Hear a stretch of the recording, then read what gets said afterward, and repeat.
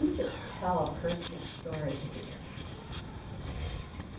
of when I struggled with terror. This was not fear, this was real terror. I was in an EST workshop. I don't know how many of you are familiar with EST, but EST is, Bill is a kind of in-your-face type workshop. And at the beginning of the workshop, the facilitators demanded that we comply with 4 requests. Do not chew gum, no problem. Be on time, no problem. Don't speak when someone else is speaking, no problem. Do whatever you are told. Oh, I had a big problem with that one. And I said, you know, I asked some questions. I was trying to get clarity on this. From whom are we to take our direction? From the facilitators. Okay, I got a problem with that, I'm sorry. Because I know that humans have told other people to rape and kill and murder and commit war and all kinds of other atrocities. I'm not going to generally commit to that. But finally, actually the first time, there were 2 workshops, the first time I caved in because I was feeling guilty that I was holding up the workshop. The facilitators wouldn't go on unless everybody agreed to these 4 conditions. So finally I said, okay, well let's get the workshop going. You know, I'll agree. I didn't really, and I was holding all these conditions of these exceptions and reservations to my agreement, like if something comes up where I really don't agree, you know, I'll walk out, I'll do what I have to do. So the workshop continued. And I went home because I knew I would have to go through this same thing again the following week. And there was a part of me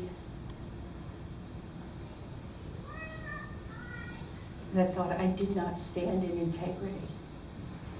I did not stand in my truth. And I did not hold firm to it. And it was so terrified. And I struggled with this all week. What am I going to do? I know I am going to have to get into that workshop again and I am going to have to make a decision.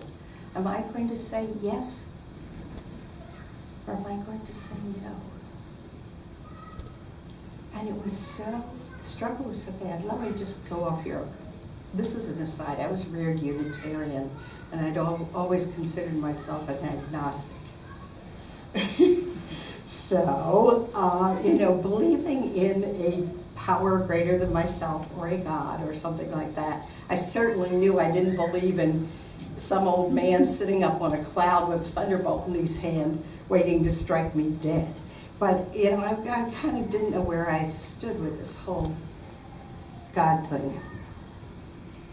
But I was so terrified, and I did not know what to do, and I could not figure it out by myself. I was so terrified. I was down on my knees on my living room floor with the tears streaming down my face,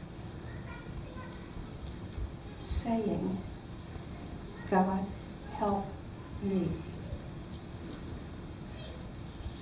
And in that moment, there was a calm that settled over me. Because I could not do this by myself. But somehow, together, it felt as if together we could do this. And I'm going to leave the story there and move on to some other stuff, which is the stuff about words.